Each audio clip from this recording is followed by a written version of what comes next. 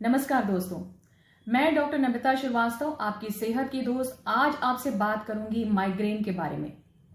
दोस्तों, माइग्रेन यानी तेज सिरदर्द एक बहुत ही कॉमन प्रॉब्लम है और दुनिया में करोड़ों लोग इस प्रॉब्लम से सफर करते हैं। एक्चुअली माइग्रेन एक न्यूरोलॉजिकल प्रॉब्लम होती है और इसके बहुत सारे सिम्टम्स होते हैं। तो आज इस वीडियो में हम जानेंगे कि एक्चुअली माइग्रेन की बीमारी क्या है, इसके मेन प्रेजेंटिंग सिम्टम्स क्या हैं, इसके मुख्य कॉजेज क्या हैं, इसके ट्रिगरिंग फैक्टर्स क्या हैं, रिस्क फैक्टर्स क्या हैं, क्या हम कुछ मेजर्स अपना के इसको प्रिवेंट कर सकते हैं, और last but not the least, homeopathy में इसका क्या ट्रीटमेंट है।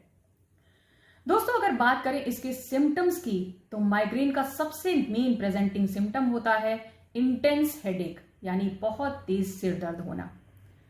व्यक्ति को इतना तेज सिर दर्द होता है कि उसका पूरा दिन खराब हो जाता है, उसकी पर्सनल सोशल लाइफ सभी कुछ इफेक्ट होती है। इसके साथ ही साथ मिचली आती है, नॉजिया और वॉमिटिंग हो सकती है। किसी किसी पेशेंट को वॉमिटिंग हो जाने के बाद आराम भी मिल जाता है। इसके साथ ही साथ सेंसिटिविटी डेवलप कर जाती है लाइट के प्रति, नॉइज के प्रति और साउंड के प्रति। कभी कभी चेंजेस इन विजन भी देखे जाते हैं, यानी दृष्टि में भी प्रॉब्लम आ सकती है, आंखों में भारीपन हो सकता है और कभी कभी सुनाई देने की क्षमता में भी असर पड़ता है। दोस्तों, अगर बात करें इसके टाइप्स की, तो बेसिकली माइग्रेन 2 टाइप्स के होते हैं। पहला होता है एपिसोडिक और दूसरा होता है क्रॉनिक। एपिसोडिक का मतलब होता है कि अगर आपको महीने में 14 दिन या उससे कम अगर हेडेक हो रहा है तो ये एपिसोडिक माइग्रेन है। अगर महीने में 15 दिन या उससे अधिक अगर हेडेक हो रहा है या सिरदर्द की प्रॉब्लम होती है तो ये क्रॉनिक माइग्रेन है। बात करें अगर इसके कॉजेस की, यानी इसके कारण की, तो अभी तक कोई कारण, निश्चित कारण साइंटिस्ट नहीं पता लगा पाए हैं। कुछ मेन कॉजेस जो अभी तक क्लियर हुए हैं उसमें है जेनेटिक्स।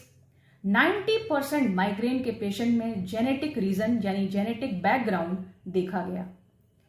एनवायरमेंटल फैक्टर्स, जैसे कि अगर बहुत तेज ठंड पड़ रही हो, बहुत तेज गर्मी हो, तो भी माइग्रेन के केसेस बढ़ जाते हैं।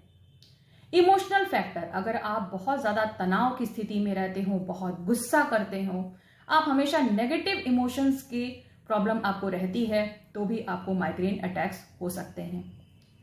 इसके साथ ही साथ जो स्ट्रेस फैक्टर है उसको नकारा नहीं जा सकता। ब्रेन में जो कुछ केमिकल एक्टिविटीज होती हैं, इलेक्ट्रिकल सिग्नल्स होते हैं, वो भी इसके लिए जिम्मेदार होते हैं। एक केमिकल होता है हमारी बॉडी में जिसका नाम होता है सेरोटोनिन। इसके भी अप डाउन लेवल होने से माइग्रेन की प्रॉब्लम होती है।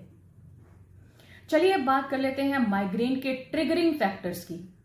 दोस्तों, माइग्रेन के केस में यह देखा जाता है कि माइग्रेन एक्चुअली किसी न किसी ट्रिगरिंग फैक्टर की वजह से पैदा होता है। इसमें बहुत सारे ट्रिगरिंग फैक्टर्स होते हैं जो पर्सन टू पर्सन वेरी करते हैं। जैसे मान लीजिए कि अगर कोई व्यक्ति तेज आवाज सुन ले या तेज रोशनी का सामना कर ले, उसकी आंखों में तेज रोशनी पड़ जाए, तो भी सिरदर्द चालू हो सकता है। किसी किसी के अंदर यह देखा जाता है कि स्ट्रॉन्ग स्मेल, जैसे बहुत तेज परफ्यूम है, पेंट की स्मेल है, मॉस्किटो रेपेलेंट वगैरह है, या कोई बहुत ऑफेंसिव स्मेल है, तो भी माइग्रेन का अटैक आ सकता है। कभी कभी देखा जाता है अगर कोई व्यक्ति ट्रैवल करता है, अगर कुछ घंटों के लिए कहीं बाहर जा रहे हैं, तो भी माइग्रेन का अटैक हो जाता है। मैंने अभी बताया नेगेटिव इमोशंस, अगर आप बहुत गुस्सा करते हैं, बहुत चिड़चिड़े स्वभाव के हैं, तो भी जल्दी जल्दी माइग्रेन का अटैक हो सकता है। हमारा खान पान भी माइग्रेन की प्रॉब्लम के लिए जिम्मेदार होता है। अगर कोई व्यक्ति बहुत तेज मिर्च मसालेदार खाना खाता है तो उसका माइग्रेन अटैक हो सकता है। वाइन यानी अल्कोहल, इसका एक बहुत ट्रिगरिंग फैक्टर बहुत बड़ा ट्रिगरिंग फैक्टर होता है। होम्योपैथ में इसकी एक बहुत अच्छी दवा है, जहां अल्कोहल के बाद तेज दर्द होता है अगर सिर में, तो वो है नक्स वोमिका। तो ये थे कुछ ट्रिगरिंग फैक्टर्स जो अलग अलग लोगों में अलग अलग तरीके से पाए जाते हैं। महिलाओं में अगर इसके कारण की बात करें, तो महिलाओं में जो हार्मोनल बदलाव होते हैं उसकी वजह से माइग्रेन बहुत ज्यादा देखने को मिलता है। देखा यह जाता है कि महिलाओं में जब उनके मेंस्ट्रुएशन के पहले 2-3 दिन पहले, पीरियड्स के 2-3 दिन पहले ये सिरदर्द चालू हो जाता है। ऐसा इसलिए क्योंकि एस्ट्रोजन और प्रोजेस्टेरोन जो हार्मोन्स महिलाओं के अंदर होते हैं, कभी कभार उनका बैलेंस जब बिगड़ने लगता है तो भी माइग्रेन की प्रॉब्लम हो जाती है। कुछ लोगों के अंदर प्रेगनेंसी के टाइम में या फिर मेनोपॉज के टाइम में भी माइग्रेन की प्रॉब्लम देखी जाती है। अगर बात करें मेल और फीमेल रेशियो के बारे में, तो बचपन में छोटी एज में मेल्स को ज्यादा होता है, लेकिन जैसे जैसे एज बढ़ती है तो फीमेल्स के अंदर ये टेंडेंसी ज्यादा पाई जाती है, क्योंकि कभी कभार महिलाएं कुछ बातों को इतना सोचती हैं कि वो बातें जब निकल नहीं पाती तो धीरे धीरे करके उनके ब्रेन का सेरोटोनिन लेवल डिस्टर्ब होने लगता है और ये माइग्रेन की प्रॉब्लम पैदा होती है। दोस्तों, क्या कुछ ऐसे तरीके हैं जिसको अपनाकर इसको प्रिवेंट किया जा सकता है? डेफिनेटली, अगर हम अपने लाइफस्टाइल में कुछ बदलाव लाते हैं, अपने खाने पीने की जो दिनचर्या है उसको थोड़ा और सुधारते हैं, योगा और मेडिटेशन करते हैं जिससे कि हमारे ब्रेन में अच्छे केमिकल्स रिलीज होते हैं, उससे इन होने वाले माइग्रेन के अटैक्स को रोका जा सकता है, इनकी फ्रीक्वेंसी को कम किया जा सकता है, इनकी सीवियरिटी को भी कम किया जा सकता है। जो लोग इन चीजों को पहचानते हैं कि उनके अंदर क्या ट्रिगरिंग फैक्टर है, किस ट्रिगरिंग फैक्टर की वजह से उनके माइग्रेन शुरू हो रहा है, अगर वो उस चीज को पहचानते हैं और उससे बचने का प्रयास करते हैं तो भी धीरे धीरे करके 50% तक ये माइग्रेन के होने वाले अटैक को कम किया जा सकता है। Last but not the least, अगर बात करें होम्योपैथिक ट्रीटमेंट की, तो होम्योपैथ में लक्षण के अनुसार जो दवाइयां हैं वो बहुत ही कारगर हैं।